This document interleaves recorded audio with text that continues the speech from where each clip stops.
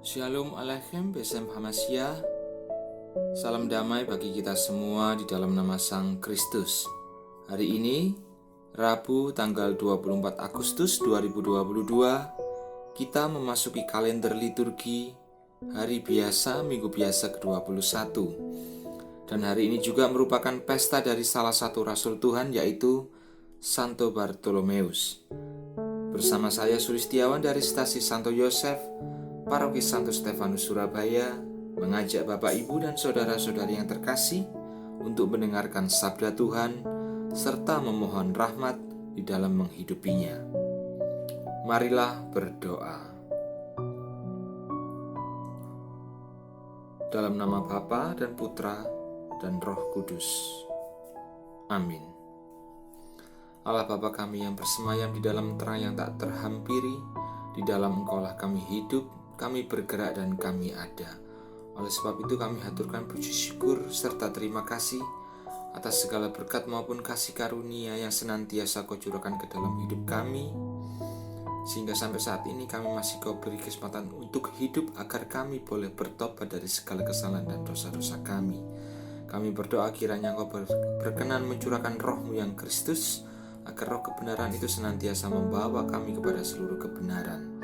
Dan kami menyerahkan seluruh rangkaian kegiatan kami pada ibadat singkat hari ini ke dalam penyelenggaraan ilahi-Mu atas hidup kami dengan pengantaran Kristus Putra-Mu, Juru Selamat kami, dalam bersatu dengan Roh Kudus Allah yang hidup dan berkuasa sepanjang segala masa. Amin.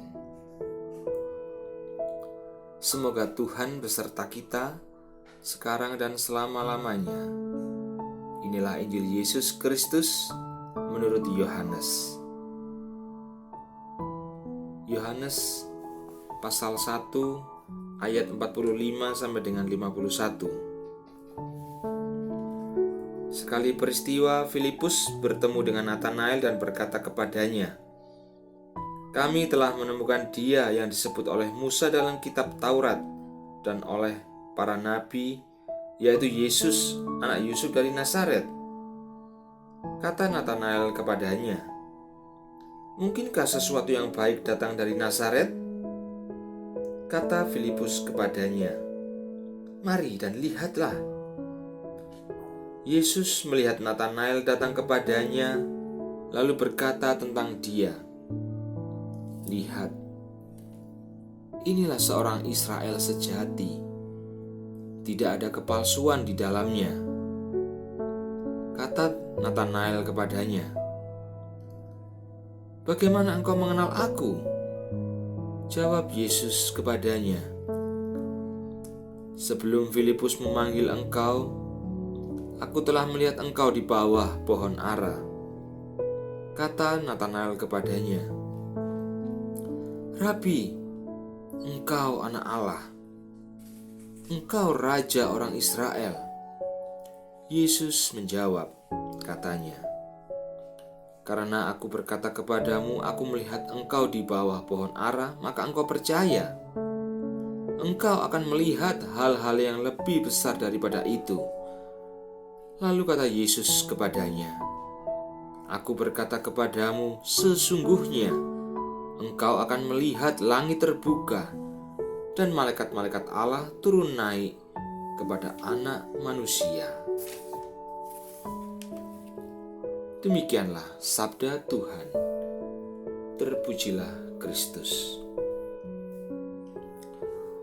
Bapak, Ibu, dan saudara-saudari yang terkasih, pada umumnya orang menjadi percaya akan sesuatu hal karena orang tersebut melihat bukti.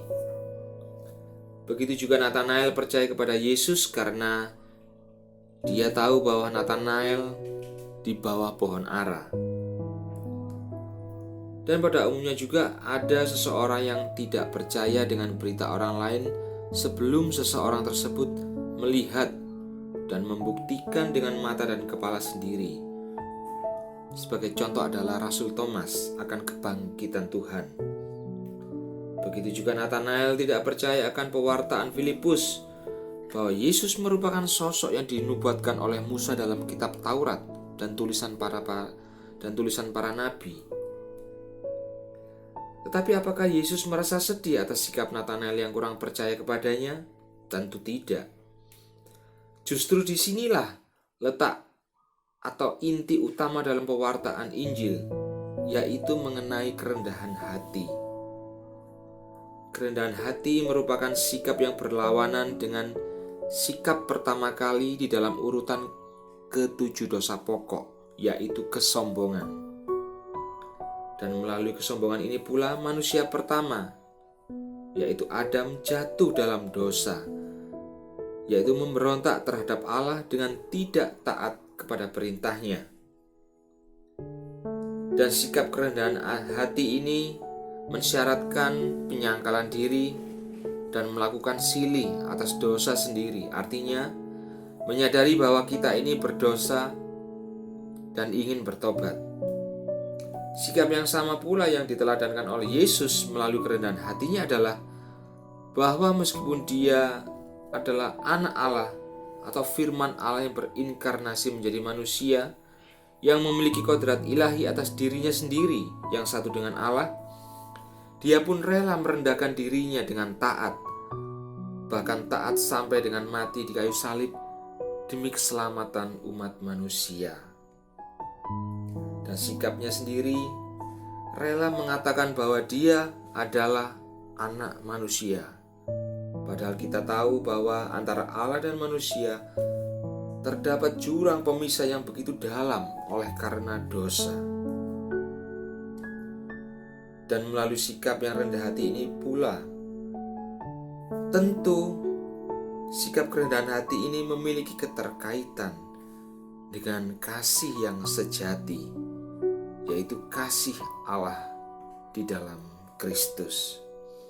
Jadi Bapak, Ibu, dan saudara-saudari yang terkasih, dari pewartaan Injil hari ini yang bisa kita ambil adalah, atau yang bisa kita renungkan adalah, meskipun pada awalnya Natanael tidak percaya, atau dengan kata lain meragukan siapa Yesus Kristus, yaitu sebagai Guru dan Tuhan, tetapi dengan kasih-Nya Yesus tetap sabar dan rela mendapat perilaku keraguan-keraguan dari Natanael, yang pada akhirnya kasih Tuhan sendiri membawa Natanael kepada pengakuan akan kebenaran Kristus sebagai anak Allah dan Raja atas umat pilihannya. Dan semoga kasih Tuhan yang kekal senantiasa mengubah hidup kita sekalian yang penuh kelemahan dan kekurangan ini menjadi hidup yang baru, yaitu hidup kebangkitan Kristus. Amin. Marilah kita berdoa. Allah Bapa yang Maha Rahim, terima kasih atas sabda-Mu yang telah kami terima pada hari ini. Kiranya apa yang kami terima pada hari ini melalui sabda-Mu, yaitu melalui kerendahan hati, senantiasa menguatkan kami agar kami mampu untuk melaksanakan hidup yang lebih baik seturut kehendak-Mu. Ya Tuhan, kami berdoa kiranya Engkau berkenan mencurahkan Roh Kudus-Mu, agar roh kebenaran itu senantiasa membawa kami kepada seluruh kebenaran. Dan kiranya roh hikmat, roh pengertian, roh nasihat, roh keperkasaan, roh pengenalan akan Allah, roh kesalehan, roh takut akan Allah senantiasa menaungi kehidupan kami di dalam pesiaran kehidupan kami sampai pada kesudahan kami. Dan kami haturkan seluruh doa, permohonan maupun harapan kami umat-Mu ke dalam penyelenggaraan ilahi-Mu atas hidup kami, ke dalam kuasa tangan kasih-Mu yang maha kudus, di dalam nama Putra-Mu, Juru Selamat dan Pengantara kami, Tuhan Yesus Kristus, yang melaluinya Engkau menjadikan segala sesuatu dan menopang segala sesuatu, yang bersama Dikau dalam persatuan Roh Kudus Tuhan yang memberi kehidupan, Allah yang berkuasa sepanjang segala masa. Amin. Kemuliaan kepada Bapa dan Putra dan Roh Kudus, seperti pada permulaan, sekarang, selalu, dan sepanjang segala abad. Amin.